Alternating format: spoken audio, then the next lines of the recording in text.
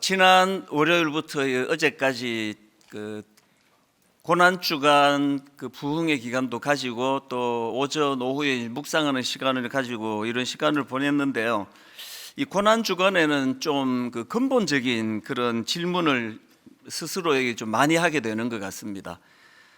예를 들면 이런 거죠. 그리스도께서 지신 십자가의 의미, 이걸 이렇게 묵상을 하다가 보니까 목사로서 또 목회자로서 저 자신에 대한 질문들을 좀 많이 던지는 게 고난 주간인 것 같습니다.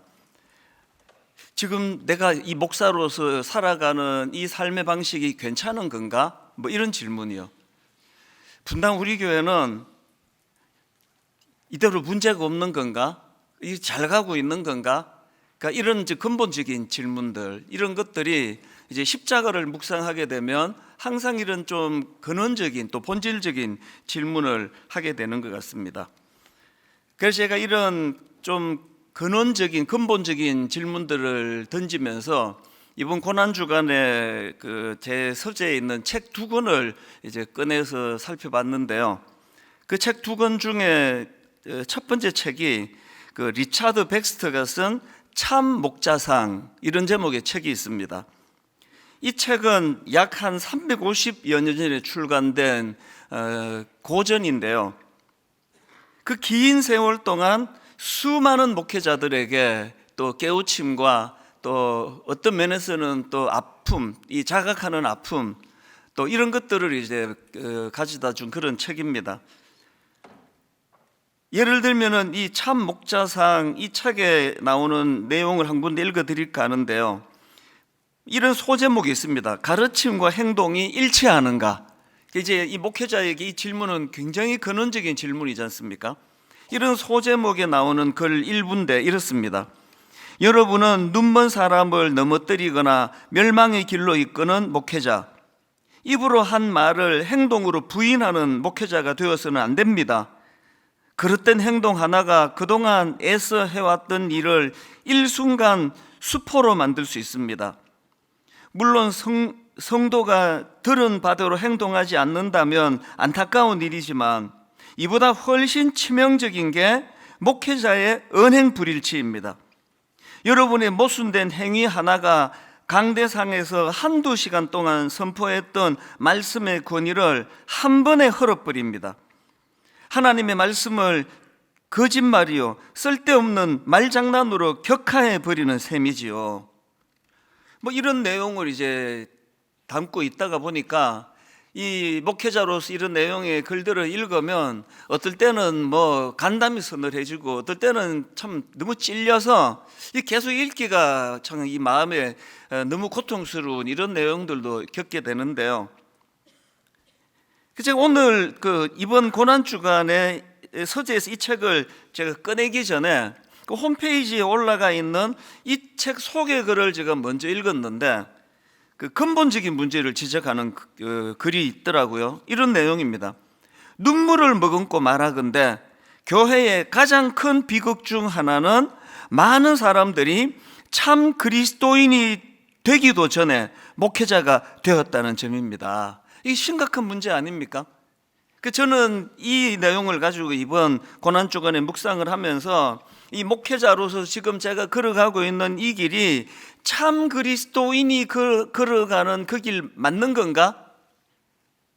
그럼 이 질문에 대한 답을 찾으려면 이 기준이 있어야 되지 않습니까? 그럼 어떻게 살아가는 게 참 목회자 또 참 그리스도인으로 살아가는 건가?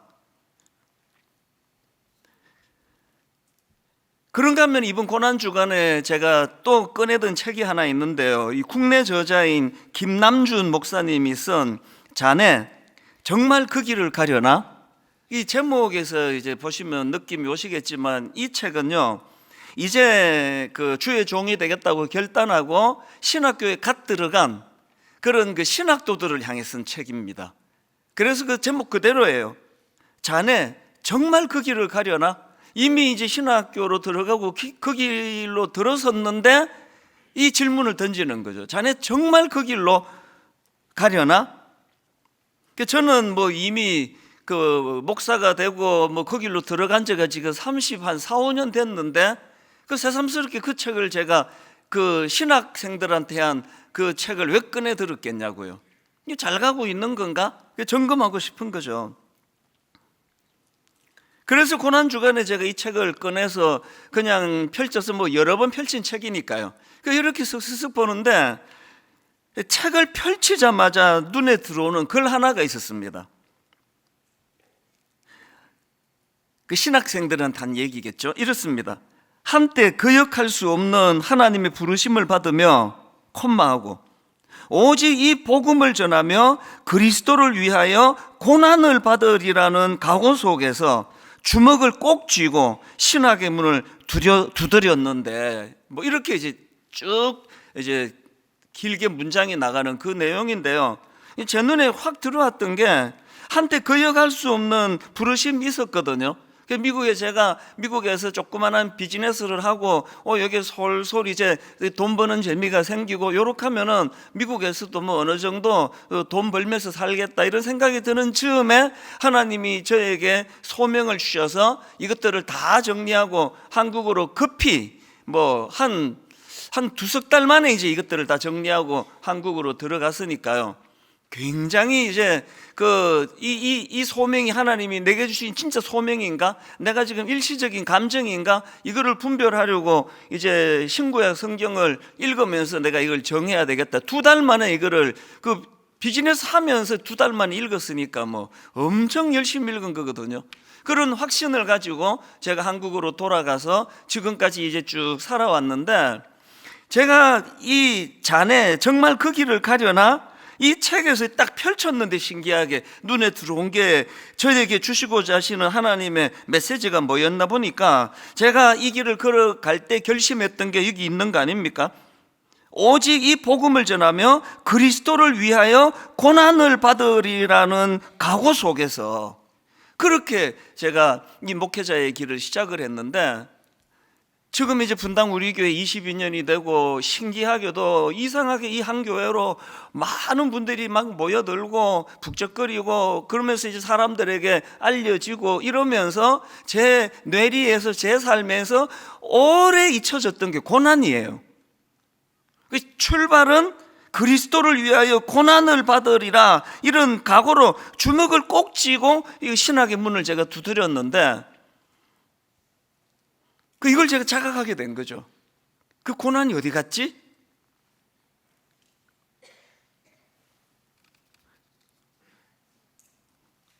누가복음 6장 26절에 보니까요. 모든 사람이 너희를 칭찬하며 화가 있도다. 이거 무서운 말씀 아닙니까? 모든 사람이 너희를 칭찬하면 화가 있도다.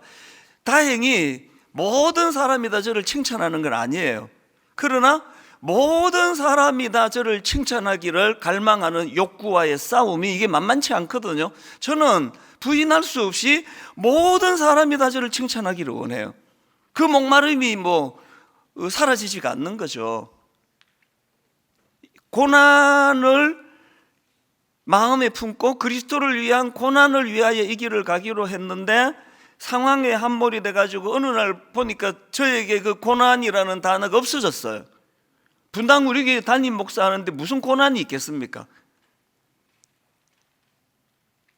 그리고 누가복음 6장 22절로도 보니까 인자로 말미암아 사람들이 너희를 미워하며 멀리하고 욕하고 너희 이름을 악하다 하여 버릴 때에는 너희에게 복이 있도다. 이런 일들을 저는 거의 경험해 본 적이 없거든요. 처음에 미국에서 한국으로 가서 이제 목회자가 돼야 되겠다 할 때는 그 청소년 때문이었습니다. 그래서 제가 뭐 막 사랑의 교회 같은 그런 막 천몇백 명씩 모이고 하는 그런 교회를 제가 가서 사역할 줄은 꿈에도 몰랐고요. 그래서 제 모교회가 한 중고등부 한 50여 명, 고등부 한 50여 명 이제 이 정도 규모니까 내 머릿속에서 내 이제 한국으로 가서 한 고등부나 중등부 한 50여 명 모이는 이런 아이들에게 내가 큰 바위 얼굴 같은 그런 역할을 해야 되겠다. 그렇게 하고 한국으로 왔는데 이상하게 하나님께서 이제 옥 목사님과 저를 이제 엮어 주시려고 그랬겠죠. 사랑의 교회 들어가는 그날부터 만 10년 나오는 날까지 막 사람이 치여가지고 막 정신을 하나도 못 차리는 10년을 보냈거든요. 그래서 이제 우리 창립 멤버 여기 계시는데 다 아시는데요. 그때 이제 옥하는 목사님이 저희 분당 우리 교회를 이제 분립 개척 1호이자 마지막 호예요. 그래서 분당 우리 교회에 대하여 100% 재정 지원을 해준 1호이자 마지막 교회가 저희 교회예요. 그래서 이제 목사님이 백지 수표를 주시다시피 이제 분당 우리 교회 개척하는 그 후원금을 이제 100% 이제 후원해 주시겠다. 그래서 알아보고 그 예산서를 이제 제출해라. 그랬는데 저는 그때요.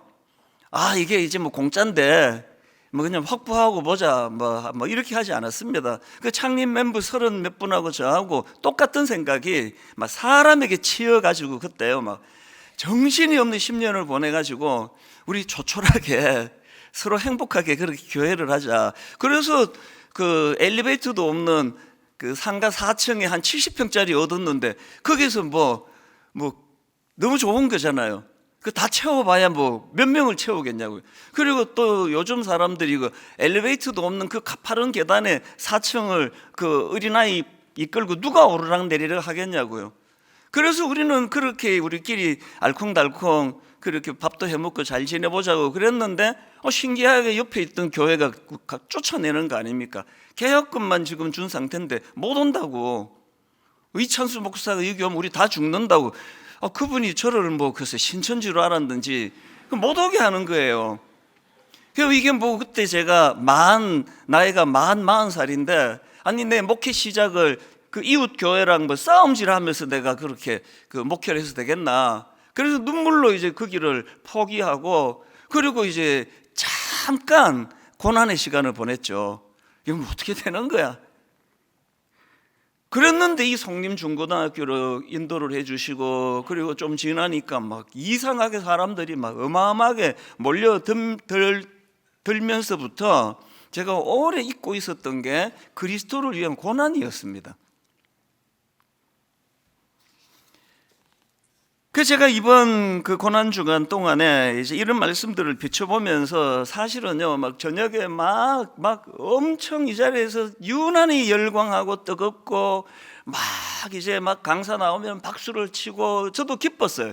우리 교회에 그 부교역자가 좋게 환영을 받으면서 말씀을 전하고 반응이 그렇게 좋고 이러니까 한편 너무 기쁜데 이상하게 마음에 허전함이 있는 거예요. 이게 과연 이 성경에서 말하는 그런 종의 모습이고 그런 고난을 갖고 있는 교회의 모습인가? 그래서 굉장히 이번 한 주간 동안 혼란의 시간을 좀 가졌죠. 이런 상황에서 제가 두 책을 읽고 또 십자가에 대한 많은 이제 그 내용들을 뽑아갖고 묵상을 하고 그러면서 참 저를 비춰보니까 부끄러운 거죠. 이 그리스도를 위하여 고난을 받으리라는 각오로 이민 생활을 정리하고 한국으로 돌아왔고 그리스도를 위하여 고난을 받으리라는 각오로 교회를 개척했는데 지금 분당 우리 교회는 그리스도를 위한 고난이 있는 교회인가? 아닌 것 같아요. 현대의 대부분의 교회가 그렇듯이 분당 우리 교회도 아닌 것 같아요. 여러분 이번 고난 주간에 어떤 묵상을 하셨습니까? 저는 이제 목사니까 이런 근본적인 질문을 가지고 저를 돌아보고 좀 부끄러워하고 이런 시간을 가지지만 그러나 사실은요 이런 말씀들은 꼭 목회자에게만 주시는 말씀이 아닙니다. 여러분 다 아시지만 마태복음 7장 13절 좁은 문으로 들어가라. 멸망으로 인도하는 문은 크고 그 길이 넓어 그리로 들어가는 자가 많고 생명으로 인도하는 문은 좁고 길이 협착하여 찾는 자가 없습니다. 이게 목회자들을 두고 한 말씀이 아닙니다. 모든 그리스도인들에게 주신 말씀이거든요. 또 마태복음 16장 24절이요. 이에 예수께서 제자들에게 이르시되 누구든지 나를 따라오려거든 자기를 부인하고 자기 십자가를 지고 나를 따를 것이니라. 그래서 제가 오늘 이 설교 제목을 자기를 부인하고 자기 십자가를 지고, 본문은 구약에서 찾고, 그리고 설교 제목은 신약에서 찾았습니다. 왜? 오늘 구약에서 살펴볼 이 말씀은 신약에서 이루어 주신 예수 그리스도를 예언한 내용이니까요. 그러니까 기독교의 근본적인 핵심은 자기를 부인하는 것, 그리고 십자가를 지는 것인데, 오늘 분당 우리 교회가 그런 것 같지가 않아요. 온 사람들이 이곳저곳에서 모여서 이런 큰 공동체를 이루었지만, 과연 우리 교회가 자기를 부인하고 자기 십자가를 지는 교회인 것 같지가 않고, 제가 또 그것을 또 본을 보이는 목사 같지도 않아요. 그 근원적인 지금 그 무엇을 잃고 있는 거 아닌가. 여러분, 매 고난주간마다 오늘 본문 묵상 안 한 때가 있냐고 이사야 53장을 여러 번 설교했는데, 저 이번에는요 완전히 다른 각도로 제가 묵상을 하게 된 겁니다. 그 내용 하나하나 분석하고 찾아보고 그런 일을 많이 했는데, 이 이사야 53장에는요 오늘 우리가 믿는 이 기독교가, 또 우리가 구성하고 있는 교회가 어떤 속성을 가졌는지, 그리고 진짜 기독교의 모습은 어떠해야 되는지에 대한 근원적인 문제를 다루고 있는 게 이게 이사야 53장이거든요. 자, 오늘 본문 1절이 이렇게 시작합니다. 이사야 53장 1절입니다. 우리가 전한 것을 누가 믿었느냐? 여호와의 팔이 누구에게 나타나느냐? 이게 무슨 말씀인가 하면은요, 하나님께서는 그 인간들의 그 방식대로 일하시는 분이 아니기 때문에, 얼핏 인간의 눈으로 보기에는 잘 믿어지지 않고 동의가 되지 않는 그런 방식으로 하나님이 복음을 전하시기 때문에, 우리가 전한 것을 누가 믿었느냐? 이래갖고 이거 누가 믿겠냐? 그런 얘기 아닙니까? 그리고는 이제 2절에 나오는 메시아의 모습을 묘사하는데요, 이게 이 인간들에게 통용되는 그런 방식으로 오신 게 아니에요. 2절을 한번 보세요. 그는 주 앞에서 자라나기를 연한 순 같고 마른 땅에서 나온 뿌리 같아서, 그 다음 보세요. 고운 모양도 없고 풍채도 없은즉 우리가 보기에 흠모할 만한 아름다운 것이 없도다. 현대인의 성경으로 보니까 우리의 시선을 끌만한 매력이나 아름다움이 없도다, 이거예요. 아니, 지금 메시아로 오실 그분이 굉장히 매력적이고 모든 사람들의 시선을 사로잡고 끌리게 만들어야지 거기에서 역사가 일어나는데, 아니 그 시선을 끌만한 매력이 하나도 없는, 아름다움이 하나도 없는 그런 방식으로 오신다는 거거든요. 제가 이 2절을 보다가요, 근래에 나온 드라마 생각이 났습니다. 고려 거란 전쟁이라는 사극이 요 근래에 있었는데요, 이 사극이 굉장히 인기를 끌었다고 합니다. 제가 기사를 봤더니요, 이 드라마는 그 고려 현종 때 있었던 그 거란과의 전쟁, 2차 전쟁, 그 3차 전쟁을 다룬 그 사극인데요, 이 사극에 이제 이 거란과의 전쟁이 유명한 그 강감찬 장군의 귀주대첩이 나오는 그런 드라마 아닙니까? 근데 여러 번 이제 기사가 났던 게요, 이 사극이 이제 드라마니까요, 그렇게 역사를 왜곡한 것들이 좀 많이 있다. 그래서 이제 이게 좀 그 화제가 되고 막 기사도 나고 했는데, 제가 근래에 본 이것과 관련한 그 기사, 머리 기사가 되게 재밌었습니다. 그 드라마에서 주인공 강감찬 장군 역할을 그 탤런트 최수종 장로님이세요. 잘생긴 분 아닙니까? 제가 그 부부끼리 이제 식사를 같이 한 적이 있는데, 제 아내는 거의 또 안 꿀렸는데 라고 말할 수밖에 없는 저를 이해해 주시리라 믿습니다.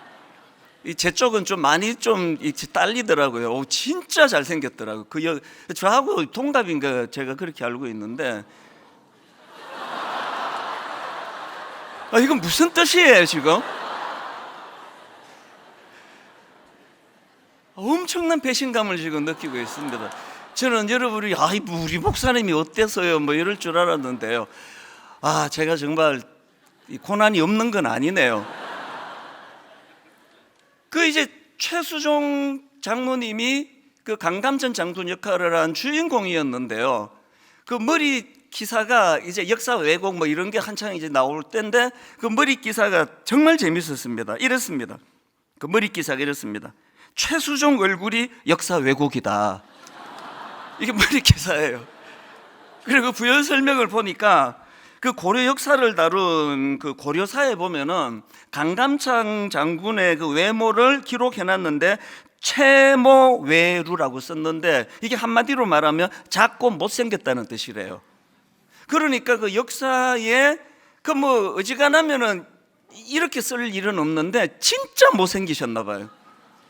그 강감찬 장군을 묘사하는데 작고 못생겼다가 거기에 이제 기록이 될 정도로 그렇게 좀 인물이 딸리셨던 것 같은데, 그런데 왜 그 강감찬 장군 작고 잘 못생긴 이분 역할에 잘생긴 최수종 장로님을 그 주인공으로 캐스팅을 했겠냐고요.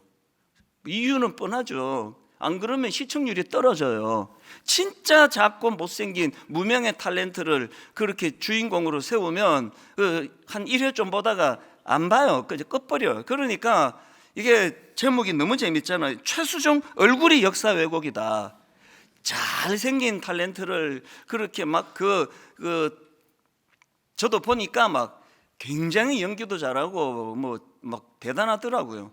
그 역사 왜곡이라는 거죠. 그런데 여러분, 이 시대가 말해주는 것처럼 작고 못생긴 건 사람들이 싫어해요.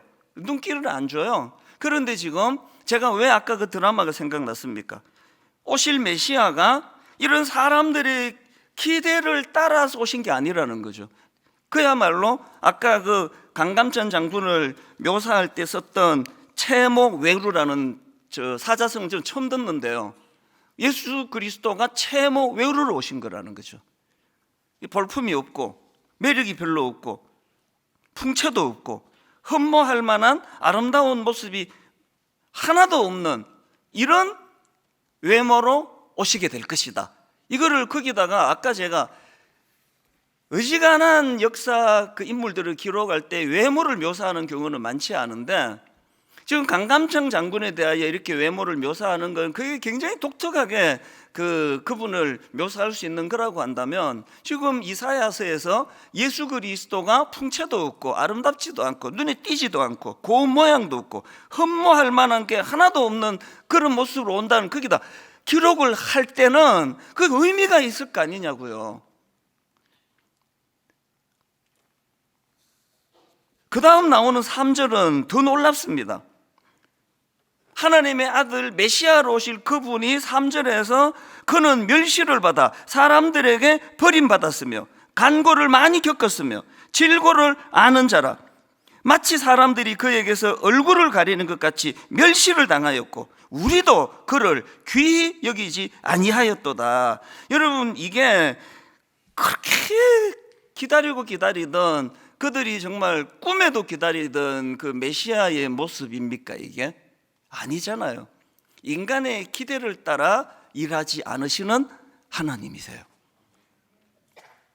제가 그 사랑의 교회에서 부교역자로 있을 때 그때 이제 사랑의 교회도 뭐 막 얼마나 참 많은 목사님들이 흠모하는 그런 옥하는 목사님이 전성기 때 제가 들어갔거든요. 그러다 보니까요, 막 교회가 막 엄청 역동적이고 그러다 보니까 청년들 중에 신학교 가는 사람이 그렇게 많았습니다. 그때는 또 이제 80년대 후반 90년대 초는 막 우리 기독교가 막 이제 일어날 때니까요. 신학생이 엄청 많았고요. 그리고 또 제가 이제 신학교로 들어가 보니까 와, 이제 그 원우들 신대원생들 그 수첩에 이제 그 대학 학부를 거기다 이제 꽉 넣어주는데 뭐 학력이 뭐 어마어마했습니다. 왜 사랑의 교회 같은 이런 교회에서 막 신학교 가는 그 청년들이 그렇게 많았을까요? 옥 목사님을 보니까 멋있거든요. 뭐 옥하는 목사님의 그 막 불같은 말씀이 선포되고 막 거기에 반응하고 막 이걸 보니까 막 너무 매력적이거든요.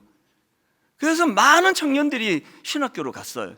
뭐 그걸 뭐 나쁘다고 말할 수 없지 않습니까? 그만큼 옥 목사님께서 목회를 잘하셨다는 뜻인데요. 그런데 거기에 함정이 있다는 거죠.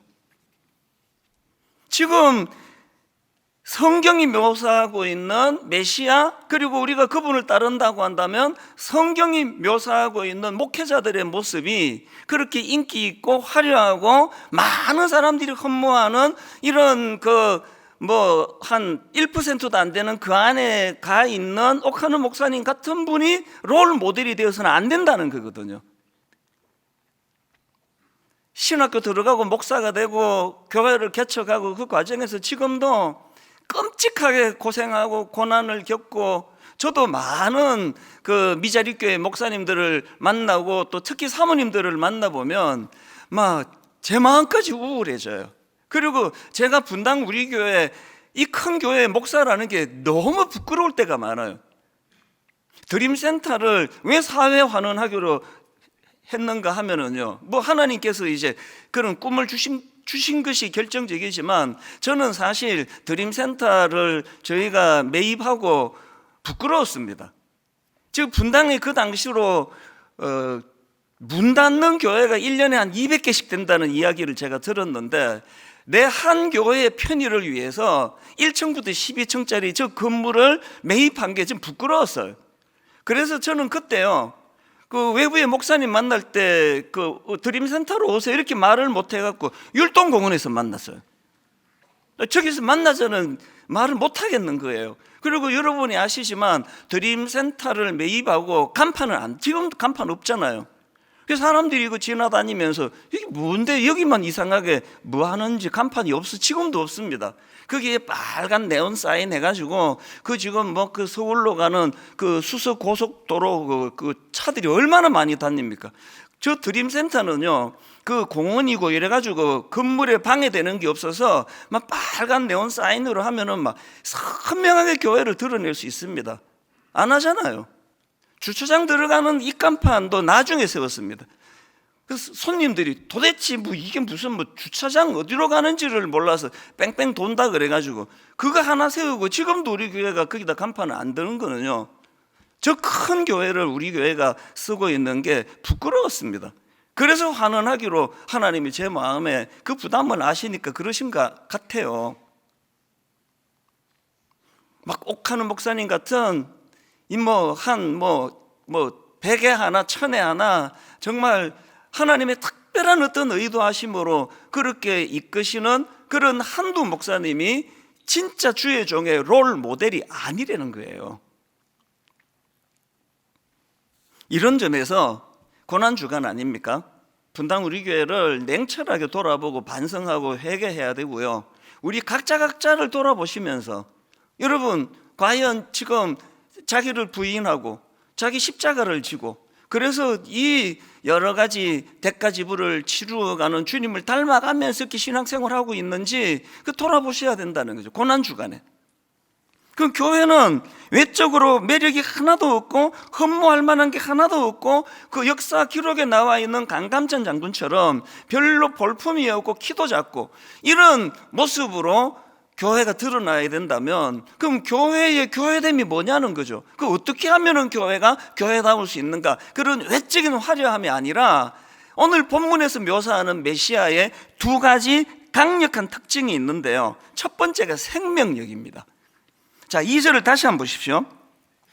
그는 주 앞에서 자라나기를 연한 순 같고 마른 땅에서 나온 뿌리 같아서, 그리고 그 다음 나온 게 고운 모양도 없고 풍채도 없은즉 우리가 보기에 흠모할 만한 아름다운 것이 없도다. 아름다운 것도 없고요, 풍채도 없고요, 고운 모양도 없고요. 이게 연한 순인데 이게 새싹이에요. 다 자란 것도 아니에요. 새싹이에요. 굉장히 나약한 거예요. 연약한 모습인데, 놀랍게도 여러분 겉으로 보기에는 고운 모양도 없고 풍채도 없고 흠모할 만한 아름다운 것도 없고 외적으로 막 엄청나게 잘 자란 그런 우뚝 선 나무도 아니고 이제 갓 자라기 시작한 새싹에 불과하지만, 그런데 거기에서 묘사되는 것은 메시아가 가진 생명력이에요. 강감찬 장군 이야기를 자꾸 해서 죄송한데요, 왜 거기에 외모도 볼품이 없고 키도 작고 하는 그런 분이 지금 엄청난 세월이 지난 지금까지 그가 가지고 있는 그 이름이 우리 교과서에 또 귀주대첩 이러면은 우리 모두에게 그것이 참 영향을 미치는 그런 삶으로 그분이 살아갔기 때문에 거기에 뭐 못생겼고 뭐 키가 작고 이런 것들이 뭐 하나도 그것이 그분의 이름과 또 명성에 영향을 미치지 못하는 거거든요. 이게 교회라는 거죠. 교회는 건물이 얼마나 큰가? 그 얼마나 많이 모여? 거기에 뭐 유력한 사람들이 뭐 얼마나 돼? 이런 걸로 기준을 삼는 것이 아니라 비록 겉으로 보기에 너무 나약하고 이제 새싹이에요. 그 참 얼마나 그 보잘것이 없지만 메시아가 이런 모습으로, 여러분 이 새싹이 가지고 있는 건 생명력이에요. 자라는 거거든요. 예수님은요 이렇게 외적으로 화려한 그 무엇을 추구하시는 분이 아니라 그에게 생명력이 있어서 그 볼품도 없고 허무할 것이 없는 그분이지만 오늘도 2000년이 지난 지금까지도 그 예수 그리스도 그 이름의 능력 앞에 치유가 일어나고 회복이 일어나고 상처가 다 치유되는 이런 역사, 이 생명력이거든요. 이 껍데기가 화려한 분당 우리 교회에서 그런 역사가 일어나고 있습니까? 일어나죠, 당연히. 그거 안 일어날 수가 있습니까만 이 정도 갖고는 안 되는 거예요. 이 정도 갖고 뭐 일어난다 그러면 안 되는 겁니다. 고난주간을 맞이해서 목회자인 제가 너무너무 마음으로 그런 다짐이 나오고 회개가 나오고 결의가 나오고 결단이 나오는 겁니다. 하나님, 분당 우리 교회가 허위대가 멀쩡한 막 모든 사람들이 흠모할 만한 이런 외향적인 것에 취해가지고 생명력이 사라져버린 교회가 아니라 이제 하나님, 제 남은 임기 이제 뭐 한 tum도 안 남았잖아요. 제 남은 임기 가운데 이 공동체 안에서 생명이 살아나기를 원합니다.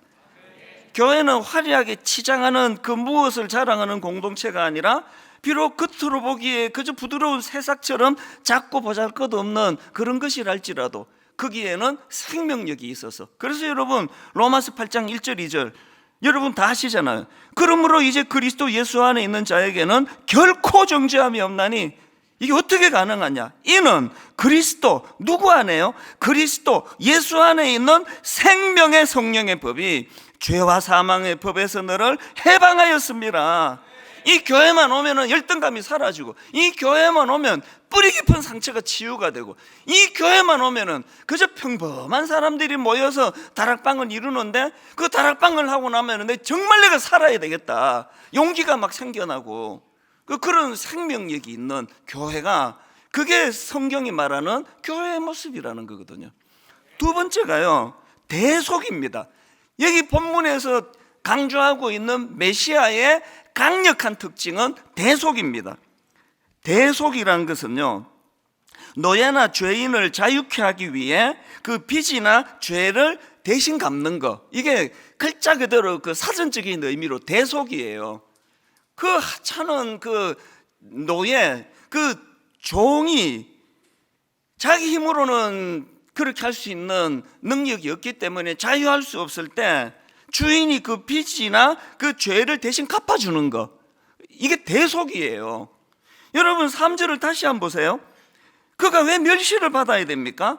그는 멸시를 받아 사람들에게 버림받았으며 그가 왜 그 고통을 겪어야 됩니까? 강고를 많이 겪었으며 그는 왜 질고를 아는 자가 됐습니까? 질고를 아는 자라. 마치 사람들이 그에게서 얼굴을 가리는 것 같이 그가 왜 멸시를 당해야 됩니까? 멸시를 당하였고 우리도 그를 귀히 여기지 아니하였도다. 왜 이런 모습으로 오셔야 되는가 하면 그게 바로 대속이에요. 왜 그래야 되는가가 바로 그 다음 4절 5절에 나오는 거거든요. 그는 실로 우리의 질고를 지고 우리의 슬픔을 당하였거늘 우리는 생각하기를 그는 징벌을 받아 하나님께 맞으며 고난을 당한다 하였도다. 그가 찔림은 우리의 허물 때문이요 그가 상함은 우리의 죄악 때문이라.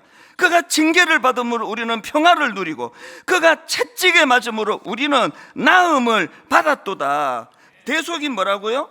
여기 나오는 허물은요, 하나님의 주권에 반역한 인간의 본성, 인간의 죄악, 이걸 한마디로 표현해 주는 단어라고 제가 그 설명하는 글을 읽었거든요. 허물. 우리 힘으로 이 허물을 어떻게 할 수가 없는 거죠. 그리고 그 다음 나오는 징계를 받음으로 우리가 평화를 누리고, 이 말씀도요, 그리스도의 십자가로 인해 가장 근원적인 하나님과의 관계가 회복이 이루어진 자들이 누리는 평화를 말한대요. 여러분, 예수 믿기 전 생각해 보세요. 그리고 지금 뭐 대충 믿는 여러분 스스로를 돌아보세요. 평화 하나요? 돈은 모이는데, 사업은 잘 되는데 평화가 이루어지고 있나요? 하나님과 관계 회복이 없이는 꿈도 꾸지 마세요. 왜 그렇게 돈도 잘 벌고 그렇게 좋은 아내 만나고 남편 만나고 자녀도 그냥 잘 자라는데 왜 자려고 누워있는데 그렇게 잠이 안 옵니까? 뭐가 그렇게 두려운가요? 하나님과의 화해가 안 돼서 그런 거 아닙니까? 이게 대속이에요. 왜 기왕에 메시아로서 오시는데 우리 최수종 장로님보다 훨씬 매력적으로 모든 사람이 한 번만 보면 그냥 막 흠모해가지고 나 저런 메시아 믿고 싶어. 왜 이런 모습으로 오지 못하셨다고요? 왜 그가 멸시를 받아야 했다고요? 왜 그가 사람들에게 버림을 받아야 했다고요? 왜 그가 간고와 질고를 겪어야 했다고요? 그가 찔림은 우리의 허물 때문이요, 그가 상함은 우리의 죄악 때문이라. 그가 징계를 받아야 우리가 평화를 누리고, 그가 채찍에 맞아야 우리가 나음을 입기 때문에, 이 대속이에요. 제가 그 두 책을 꺼내 읽으면서 나는 목사로서 지금 그 주인의 모습을 닮아가고 있나? 개척 초기는 그랬던 것 같아요. 담임 목사가 나이가 40살이니까요. 부교역자는 뭐 제일 어렸던 사람이 26, 뭐 28, 뭐 전임 뭐 31, 32. 이 새파랗게 젊은 사람들이 이제 처음으로 또 교육전사가 되고 막 이런 사람들로 제일 나이가 많은 담임 목사가 뭐 40살이니까요. 근데 우리 그때요, 제가 화요일마다 교역자 회의를 한 2시간씩 했거든요. 계속 제가 촉구한 게 이거예요.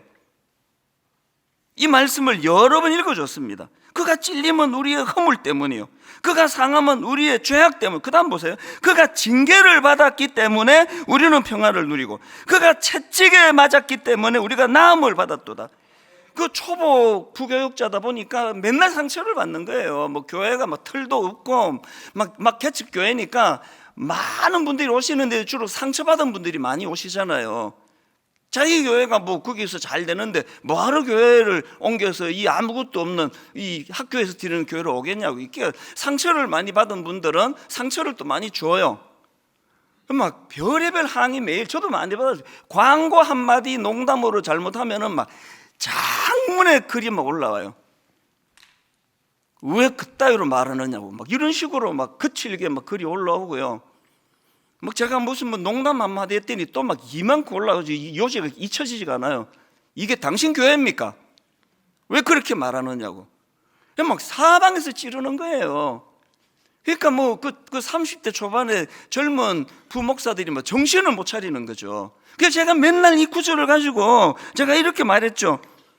그 상처가 많은 교회에서 목사한테 상처받은 분들이 우리가 목사기 때문에 그렇게 우리를 아프게 하고 우리를 공격할 때 거기에 우리가 대신 징계를 받고 우리가 대신 채찍을 맞아 우리가 이렇게 억울한 말을 들어서 그 성도의 상함이 치유될 수 있다면 우리 이거 감수하자. 내가 농담으로 그런 말 했습니다. 당신들이 이렇게 억울한 소리 듣고 모함 당하는 거 그거 사례비에 다 책정돼 있다. 억울한 소리 듣는 비 30만 원 그거 다 바로 그거 아닌데 제가 이제 그냥 이제 그러고 보니까 또 거짓말이네요. 개척 초기 그 정신으로 많이 결의를 했거든요. 지금 그런 얘기 제가 안 하고 있더라고요. 아이고 참 이상한 성도 많지. 뭐 당신이 참아야지 어떻게 이렇게는 제가 말해도요, 이 말씀으로 그걸 우리가 견딜 때, 그 모함을 우리가 견딜 때, 그래서 그렇게 해서 그분이 목사에 대한 상처가 치유될 수 있다면 그거 우리가 감수하자. 저는 이게 목회자의 길이라고 생각하는데 오래 잊고 있었더라고요. 교회는요 평화를 누리는 곳인데 주님이 징계를 받은 결과물로서, 그리고 교회는요 나음을 받는 곳인데요, 주님이 채찍에 맞는 걸 전제로 해서 나음을 받는 것이에요. 그래서 여러분, 여호와 라파, 교회는 치료하시는 하나님을 경험하는 것이에요.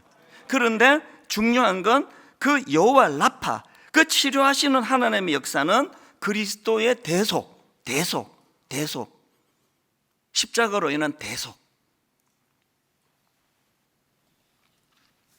제가 이 설교를 이렇게 준비하다가 저한테 이제 좀 트라우마, 상처 같은 게 좀 있는 것 같아요. 확 올라오는 게 있었습니다. 수년 전에 여러분도 아시잖아요. 우리 부목사님 그 동성애 설교 잘못 표현하고 그래서 그거로부터 이제 막 공격이 시작되는데, 제가 이제 그 과정에서 하여튼 뭐 다 생략하고요, 엄청 공격을 많이 받았지 않습니까? 그래서 그냥 뭐 좌판이 우판이 그 뭐 기가 찬 이런 그 가짜 뉴스를 만들어 퍼뜨리고 막 그 또 이단성이 있는 교회들이 또 만들더라고요. 그러면 막 조회가 뭐 거의 뭐 한 40만 건씩 되고 막 정신을 차릴 수 없을 때예요. 그래서 이제 도저히 이래 갖고는 안 되겠다 해서 이제 당회를 소집까지 했어요. 그리고 이제는 더 이상 이거를 그냥 두면은 끝간데 없는 왜곡으로 그렇게 하기 때문에 이제 법적으로 대응해야 되겠습니다. 장로님들 소집까지 했어요. 법적으로 대응해야 되겠다고 말하려고 소집을 했어요. 소집만 한 상태예요. 그걸 이제 그 명예훼손 또 이제 가짜 뉴스 이런 걸 가지고 제가 이제 대응하려고 소집을 했는데 떠올랐던 게 제 어머니예요. 막 음성이 막 들리는 거죠. 니한테 회복해야 될 명예가 어딨노? 종이 그 회복해야 될 명예가 어딨노? 그래서 제가 소집하고 바로 당회를 소집 취소합니다. 그 끝까지 그냥 참고 간 거죠. 이 참 돌아가신 어머니이기 때문에 내가 지금 험담도 못하고, 근데 상처가 많아요. 저 어머니는 진짜 이상한 분이에요. 하여튼 뭐 끓일 때부터 이제 뭐 이제 옆집 애랑 막 치고받고 싸우잖아요. 그러면 그쪽 엄마는요, 애 손을 끌고 와가지고 막 지금도 기억에 막 쟁쟁해요. 찬수 엄마요! 그러면서 와요. 막 그 엄마, 자기 엄마가 손 붙잡고. 그러면 이제 막 굉장히 막 거센 얼굴을 가지고 뭐 찬수 엄마요! 그러면 이제 우리 어머니가 이제 저를 데리고 가면은 이제 진짜 이상한 분이에요. 근데 이제 울고 싶어요. 그 어린 초등학교 때부터 듣지도 않고 니 잘못했다 그래라는 거예요. 이 요즘 같으면 이 상처를 이거 말로 다 못할 거예요. 이거 들어보지도 않고. 저쪽 엄마는 지금 자기 아들을 위하여 막 온 몸을 다 갖고 지금 그렇게 자기 아들을 지금 방어하고 있는데, 우리 엄마는 듣지도 않아요. 그냥 오면은 애 들고 와가지고 니 잘못했다 그래라. 왜 그래야 되는데요? 워낙 어릴 때부터 뭐 그게 익숙하니까요. 뭐 상처도 별로 없었어요. 뭐 원래 이런 거니까 우리 집은. 저희 어머니가 그렇게 사셨어요. 뭐 맨날 잘못하고요. 저희 어머니가 그 돌아가시기 전에요, 조금 그 이전이에요. 그때는 더 오래 사시는 연수가 많이 남아 계시는데 이제 기도하시다가 내가 나이가 많고 이제 부르실 날이 얼마 안 남은 것 같은데, 그러면서 저한테 전화가 와서 굉장히 또 내성적이시고 소심하시니까 직접도 못 하시고 저한테 전화 와가지고 이런 말씀을 하셨어요. 내가 자꾸 이제 하나님이 불러가실 것 같다. 그래서 지금 여러 가지 정리를 하고 있는데, 내가 혹시 그 둘째 며느리, 제 아내예요. 내가 둘째 며느리한테 잘못한 거 있으면 꼭 나를 용서해 달라고 네가 좀 전해 달라는 거예요. 아니, 시어머니가 며느리하고 지금 그 며느리가 단 한 번도 시어머니가 자기한테 무례하게 대한 적이 없다고 노래를 부르는데, 아니 그 돌아가실 것 같으니까 내가 그 며느리한테 내가 잘못한 거 있으면은 나 꼭 용서해 달라고, 그것도 민망해서 직접도 못하고 그 저한테 그것을 통해 가지고 그렇게 사과를 하시는 거. 제가 제 아내한테 그 이야기를 전하니까 그런 적 없는데 왜 그러시냐고. 우리 어머니가 얼마나 깍듯하게 예의 바르게 며느리를 대해 한 번도 무례하게 한 적이 없다 그러는데, 본인은 돌아가실 걸 생각하니까 그게 또 괴로운 거예요. 평생을 이렇게 사셨어요. 답답하게 사신 거죠. 뭐 맨날 죄송하고, 뭐 아들이 누구랑 싸우고 오면은 뭐 들어보지도 않고 네가 사과해라 그러고.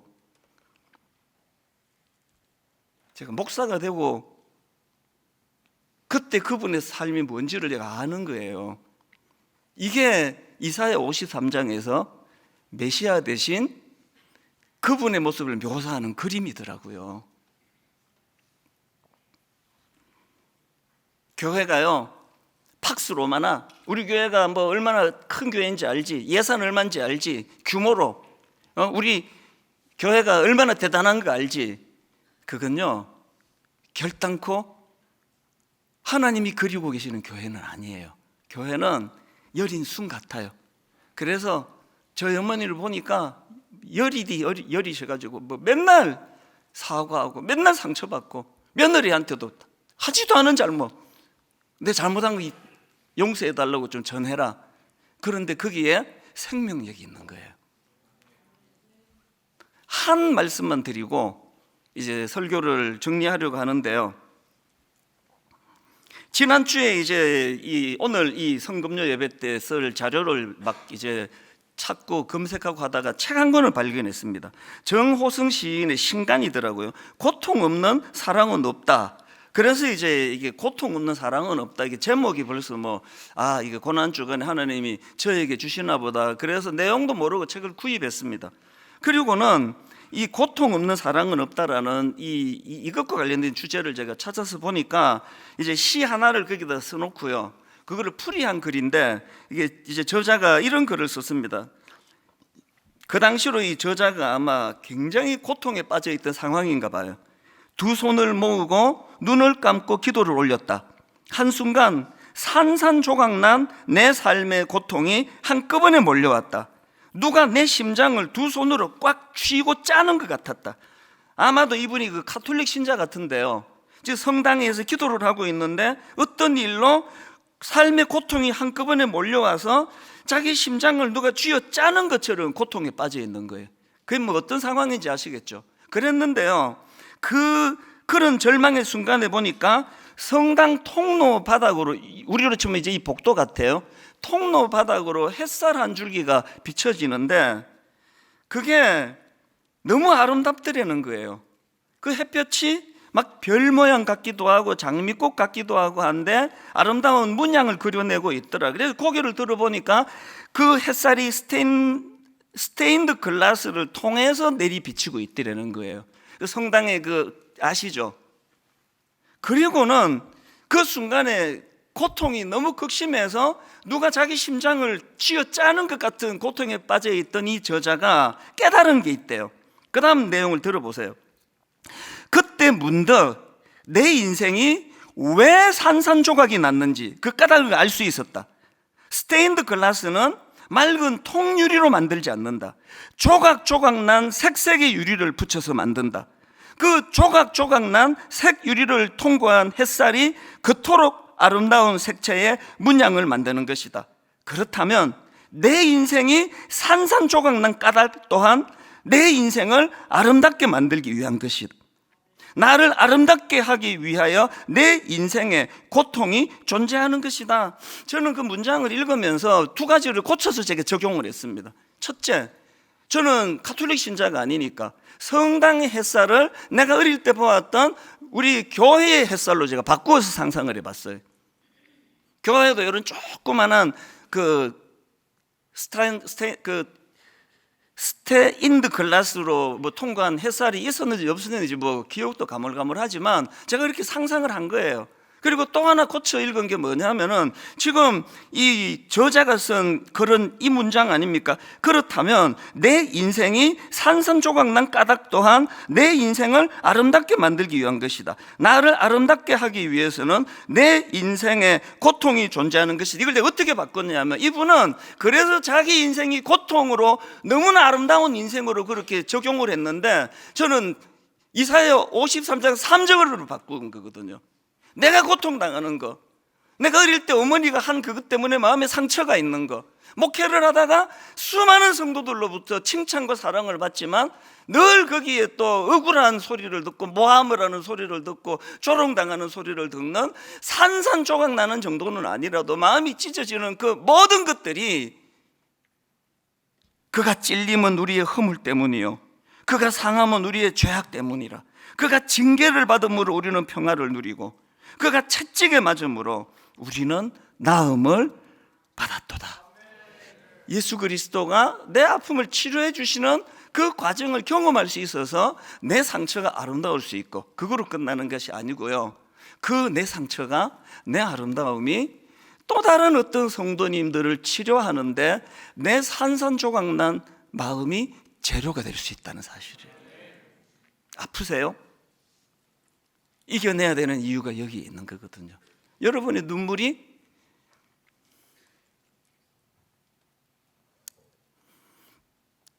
고비고비 아픔의 흔적이 스테인드 글라스를 통과한 햇살, 그 십자가 예수 그리스도가 내 상처를 통과하시면 그게 너무나 아름답고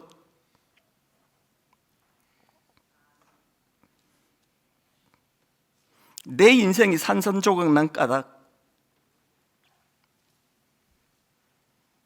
상처받아 산산조각이 난 그 깨진 마음을 십자가가 통과하면 그것이 스테인드 글라스를 통과한 햇볕 같은 아름다움이 될 수 있다고 한다면, 하나님, 나의 능력, 내 파워, 내가 가진 놀라운 실력, 지식, 이걸 드러내는 곳이 교회가 아니라, 그래서 다락방을 꿈을 꾸는 게 이거예요. 다 찢겨진 사람들이 모여서 다 아픈, 다 상처, 피가 철철 흐르는 그 상처를 같이 끄집어내 놓고 내 상처를 통해 저분이 치유를 받고 저분의 아픔을 통해 내가 치유를 받는 걸 경험하는 게 교회 공동체라는 거거든요.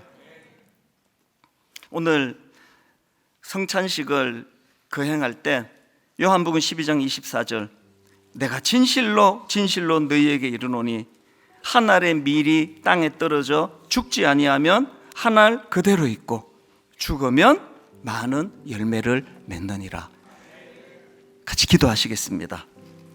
하나님 아버지, 종이 지난 한 주간 저 자신의 삶을 돌아보고 분당 우리 교회를 돌아볼 때 참 마음에 아픔이 좀 있었습니다.